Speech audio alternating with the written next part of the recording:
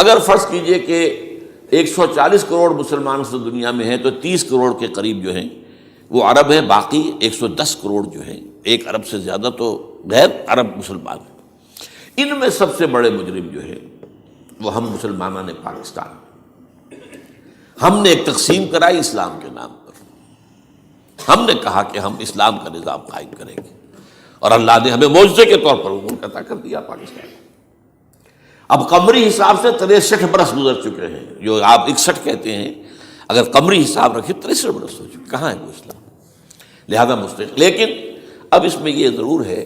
کہ ابھی پاکستان کے معاملے کو میں سمجھتا ہوں کہ ہینگنگ ان دی بیلنس والا معاملہ ہے، ابھی نہیں کہہ سکتے۔ اللہ تعالیٰ شاید کوئی توفیق دے دے، کوئی معجزہ ہو جائے، کیونکہ میرا تو یقین یہ ہے کہ یہ قائم بھی معجزے سے ہوا ہے، جس پر میں نے تفسیراً کتاب میں لکھا ہوا ہے اپنی استحکام پاکستان، اور اب کوئی دوبارہ معجزہ ہو سکتا ہے۔ اور وہ معجزہ کیا ہوگا کہ پوری قوم میں توبہ کی ایک کیفیت پیدا ہو جائے، اللہ کے کرنے سے ہو سکتی ہے۔ تمام انسانوں کے دل جو ہے اللہ کی 2 انگلیوں کے مابین ہے، حضور نے ہمیں خبر دی ہے، جدھر چاہتا ہے پھر دیتا ہے، تو کوئی عجب نہیں کہ ایسا ہو جائے۔ بہرحال اس اعتبار سے میں آپ سے عرض کر رہا ہوں کہ یہ پاکستان کے بارے میں نے جو آپ کو 2 آیتیں سنائی ہیں سورہ انبیاء کی، اس آخر کے حصے میں آئی ہیں سورہ انبیاء میں، وَإِنْ أَدْرِي أَقَرِيبٌ أَمْ بَعِيدٌ مَا تُوعَدُونَ۔ دیکھو لوگوں، مجھے یہ معلوم نہیں ہے کہ جس عذاب خداوندی کا تم سے وعدہ کیا جا رہا ہے وہ قریب آ گیا یا دور ہے۔ یہ حضور سے کہا جا رہا ہے، قل، آپ یہ کہہ دیجیے، ان ادری اقریب ام بعید ما توعدون۔ ساتھ ہی یہ بھی فرمایا وَإِنْ أَدْرِي لَعَلَّهُ فِتْنَةٌ لَكُمْ وَمَتَاعٌ إِلَىٰ حِينٍ، اور مجھے نہیں معلوم، ہو سکتا ہے کہ یہ تمہارے لیے ایک فتنہ بن کر معاملہ آ گیا ہو اور ابھی تمہیں اور مہلت دے دی جائے۔ اس حوالے سے ہم نہیں کہہ سکتے، اب آپ کو معلوم ہے میں تفصیل سے بیان کر چکا ہوں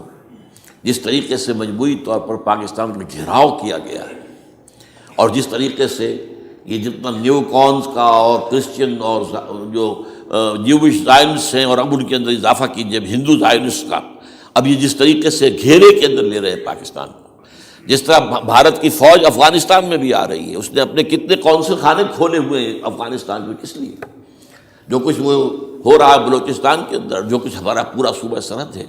اور اس سے آگے بڑھ کر جو کچھ کراچی میں ہو رہا ہے، یہ سارے معاملات جو ہیں وہ دیکھ لیجئے تو گویا کہ باہر سے ہمارا گھیراؤ مکمل ہو چکا ہے۔ اور اس میں یہ ہے کہ تازہ جو بمبئی کے اندر جو ہوئے ہیں معاملات وہ نوٹ کیجئے، کس طریقے سے اب اسے کہا جا رہا ہے کہ کچھ مسلمانوں نے کیا ہے، حالانکہ اس کے اندر سب سے بڑا ثبوت یہ ہے کہ ایک ہندو ہیمنت،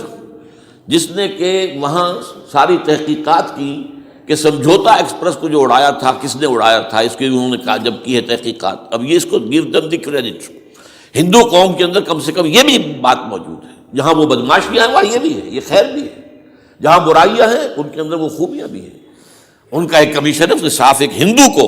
اور ہندو بھی سرونگ کرنل کہا یہ ہے ماسٹر مائنڈ، اس نے کروایا، اور وہ گرفتار ہوا، serving kernel of Bharat army. تو اب ظاہر بات ہے کہ اس کو مارا گیا ہے بمبئی میں، اس کو مسلمان کاہے کو مارے گے؟ مسلمانوں کا تو گویا کہ محسن تھا، وہ مسلمان کس وجہ سے اسے مارے گے؟ اسے مارنے والے کون ہیں؟ وہی ہندو زائنسٹ کہہ لیجیے ان کو، یا ہندو تشدد پسند کہہ لیجیے، جو پاکستان کو ختم کرنے پر تلے بیٹھے ہوئے ہیں۔ یہ ان کا در حقیقت کام ہے کہ اس شخص نے اتنی بڑی حرکت کی کہ ہمیں جو ہے ہماری سازش کو بے نقاب کر دیا۔ تو اصل میں لیکن یہ سب کچھ جو ہو رہا ہے وقتی طور پر تو بہت ذرا طوفان اور جوش آیا تھا، معلوم ہوتا تھا کہ شاید 9/11 والا معاملہ جو تھا نیو یارک کا،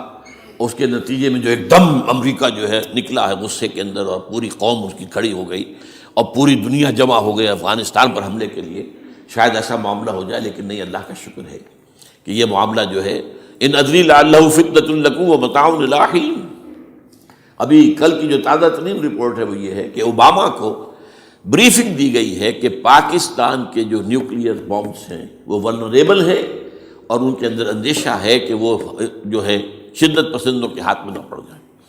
اس کو کوئی نہ کوئی بہانہ انہوں نے بنانا، یہ جو میں آپ سے عرض کر چکا ہوں۔ کچھ ہمارے لوگوں کو یہ امیدیں ہو گئی تھی براک اوباما کے آنے سے، یہ میں نے پھر اس کے بعد ایک مضمون میں پڑھا ہے، آپ کے لیے بھی نئی بات ہوگی۔ براک کا لفظ جو ہے اس میں یہ بھی اسلامی ہے، یہ برکت سے ہے، اس لیے کہ اس کا باپ جو ہے وہ سواحلی علاقے کا، سواحلی زبان جو ہے، کینیا کا ساحلی علاقہ جو ہے وہ سواحلی زبان جو ہے اس میں عربی کی بڑی آمیزش ہے، کیونکہ وہ تو بہت قریب ہے نا، عرب سے کتنا فاصلہ ہے، وہ درمیان میں وہ ریڈ سی ہے، بڑا چھوٹا سا سمندر ہے، تو سواحلی زبان میں عربی اثرات ہیں۔ تو یہ برکت والی بات، جیسے ہم کہتے ہیں کسی کا نام برکت حسین، برکت علی، تو یہ وہ ہے بارک برکت والا، بارک حسین، اور پھر حسین کا لفظ موجود۔ تو اس سے بڑی توقعات ہو گئی تھی، لیکن نظر یہ آ رہا ہے کہ جو بش کا ایجنڈا تھا، اس لیے کہ اصل میں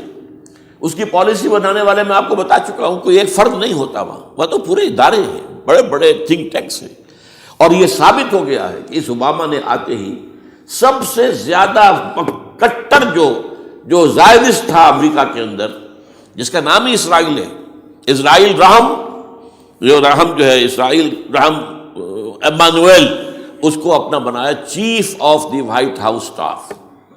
اور یہ وہ شخص ہوتا ہے کہ جو گویا کہ جس کے گھیرے میں ہوتا ہے صدر امریکہ کا۔ صدر سے کون مل سکتا ہے، یہی فیصلہ کرے گا، کون نہیں مل سکتا یہ فیصلہ کرے گا، کون سی رپورٹ صدر تک جائے گی یہ فیصلہ کرے گا، کون سی رپورٹ روک لی جائے گی یہ فیصلہ کرے گا۔ تو گویا کہ صدر کے کان بھی ہو، صدر کی آنکھ بھی ہو، لہذا صدر جو ہے اس کے تو اوپر گھیرا ہوتا ہو۔ اور اس سے بھی آگے بڑھ کر نوٹ کیجیے، میں نے آپ کو پہلے بتایا بھی تھا، ساؤتھ ایشیا کے لیے اس نے اپنا ایڈوائزر بنایا ہے ایک ہندو کو، اس کا نام ہے سونال شاہ۔ اور یہ جو ہندوؤں کی تنظیم ہے، جو انتہائی جو ایکسٹریمسٹ ہندو ہیں،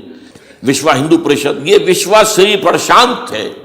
جس کا اسٹوڈنٹ ونگ ہے بجرنگ دل کا یاد۔ ساؤتھ ایشیا سے مراد بھارت اور پاکستان، اس کے معاملات میں اس کا ایڈوائزر جو ہے سونال شاہ ہے۔ تو حالات جو ہے اس اعتبار سے انتہائی یوں سمجھیے کہ خطرناک